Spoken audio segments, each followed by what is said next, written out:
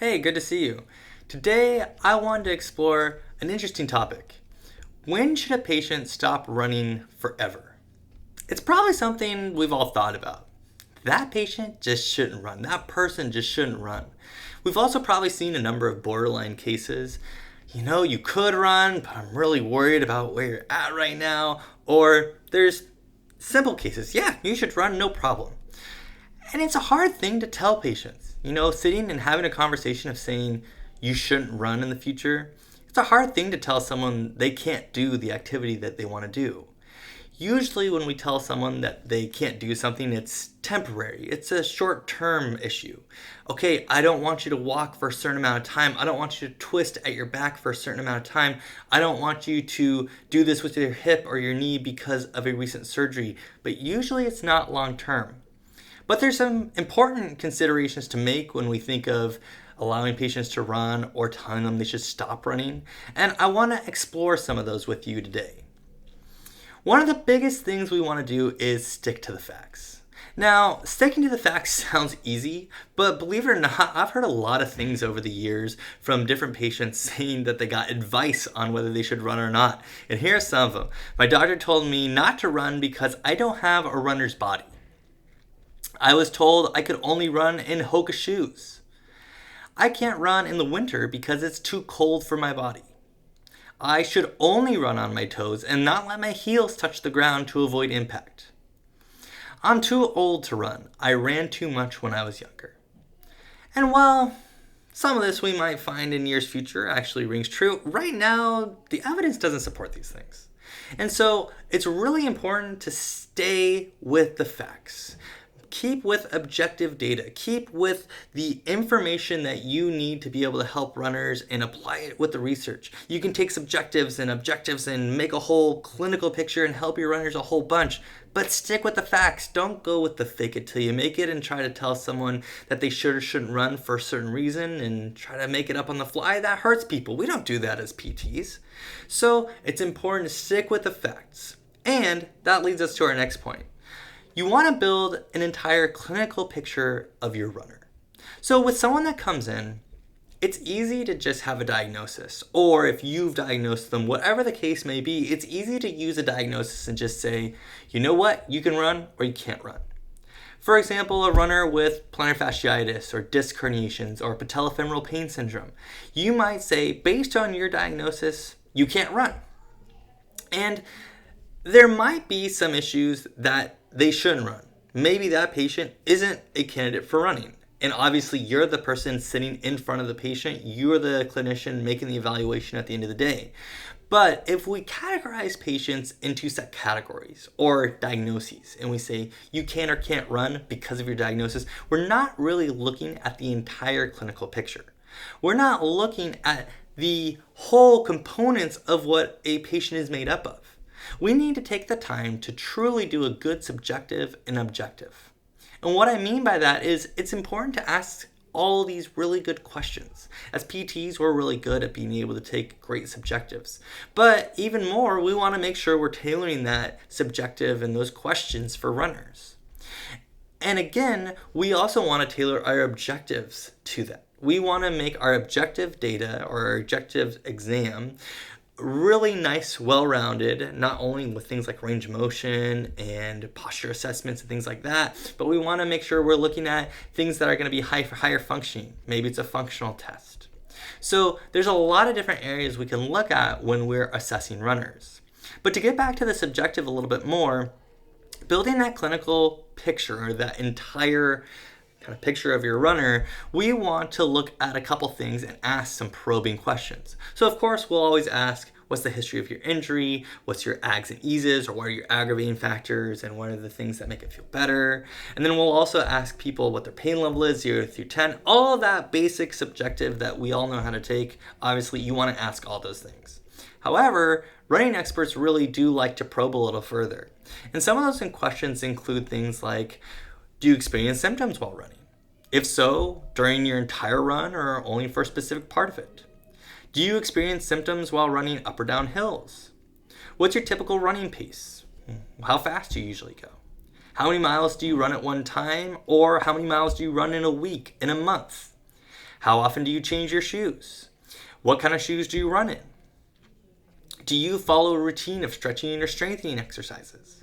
Do you use a running coach? What are your running goals in the next 3 to 6 months? And this can really start to develop a good picture of what that runner does and exactly what the makeup of their running is like. Because unless you really know what they're running and how much mileage or how fast they're going, you might not really understand how to help that person. Now, if you're looking for a good resource, we have one in this article online at solutionseducation.com called the Running Questionnaire. You're welcome to check it out. It has a list of running questions. Some of them I included here, but there's a couple other ones that are good to ask. So you want to make sure you have a really good number of questions you can ask your runners. Which leads us into, after your subjective, we get into the objective tests and measures.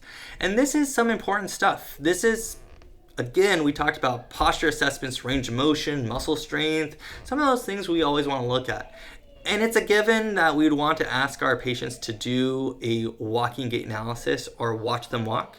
And maybe you want to watch them do a running gait analysis too, or maybe you have a running gait analysis clinic or program that you do and you want to make sure you can watch them run. That information will help a whole bunch. But there's also some other things you can look for, and a lot of this comes in the form of functional tests. Functional tests meaning a reflection of the biomechanics of what the patient does in everyday life, when they run, when they walk, when they just move. So a lot of the functional tests are going to build out what you're looking for, and it's going to give you a better clinical picture. Now, I have links on the blog article. I have links that you can follow and you can take a look at all these different tests. But some of these tests include the lower quarter Y balance test, or the lateral step down test, a single leg sit to stand test, a single leg triple hop for distance, lateral single leg triple hop for distance, medial single leg triple hop for distance, and again, as I talked about in a previous article, the functional movement screen, which is a functional movement screen. It's basically a set of tests, and it has very clear instructions of how you do different functional tests, and it has a printout and a handout and a number that you can correlate to risk for injury and things like that. And in fact, it goes with what's called the SFMA, which is the practitioner's side of it. So the FMS can be used by personal trainers, and the SFMA can be used by practitioners like PTs. So with all this information, who should stop running? That's the title of our article today. That's what we started to talk about. Well, it's really hard to integrate the subjective and the objective data to get that broader clinical picture and advise runners. It's a challenging thing to do. Things aren't really black and white. Talk to 5-10 different running practitioners. They might tell you 5 to 10 different things in terms of what is best practice for someone to run or not run. However, at the end of the day, it is up to you as the practitioner. However, here's a couple good things that can guide you. One of them is this. If you take a really good subjective and objective, you can then take a baseline of the data. So that runner comes in with a baseline. And what you can do is, if they have a running injury or some issues for risk for injury, what you can do is then you can say, okay, I want to initiate a plan of care. And what I want to initiate is a PT plan of care, and that could potentially consist of gait retraining, or it could be running shoe changes or corrective exercises, or the list goes on and on. But you can see them for follow-up PT visits as well. And once that patient has completed part or all of that plan of care, wherever you think it's a good time to reassess them, you reassess them and then take another level of those subjective and objective tests. Once you do that, you then start them on a return to run program. So maybe that's they run for 1 minute and then rest for 1 minute, or walk for 1 minute. Maybe it's the 3-1, 3-1, 3-1. You can develop the plan with whatever you think is best for the patient, but you get them in a return to run program, and once they've completed that, you do another reassessment of those subjective and objective data. So again, those functional tests, all those questions we talked about, and you can get a really good picture of what your runner is trending towards. Now, maybe you've inched that runner up to maybe 15 minutes of running, maybe they're pain-free, and you're saying you look so much safer on all your tests and measures. Sure, you have a little bit of osteoarthritis. It's not end stage, it's a little bit in there. We don't see there's a risk because you're able to do all these things. You're safe while you're running. However, it is up to the practitioner's discretion. Some people would be okay with that. Some people wouldn't. I'm not saying I am or I am not. What I am saying is it's for you to evaluate. And obviously you want to take all the information. Maybe you need to look at x-rays, or maybe you need to look at images, or maybe you need to be able to evaluate the runner with notes from their primary care, whatever it is. However, you start to get that clinical picture. And at the end of the day, trying to help people run as much as they can is obviously helpful because that's what they want to do. And if you're passionate about working with runners, you will oftentimes get this question: is it safe for me to run? Should I continue to run? I've had all these issues. Is this a safe thing for me to do? And really, the emerging evidence is that people are running longer into life than they ever were before.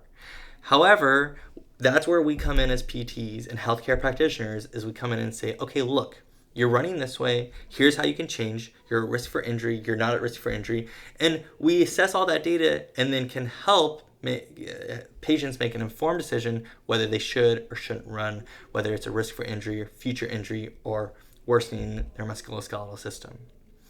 Now, it can be hard to do running gait analyses, and there's a lot of intricacies with running gait analyses. So if you have any questions, or if you want to develop your running gait analysis skills, you are more than welcome to check out our host of information online. We've got free content you can download, other blog articles, and obviously you can check out our continuing education courses like the Essentials of Running Gait Analysis, which is 6.5 continuing education units if you're applicable for them in your state.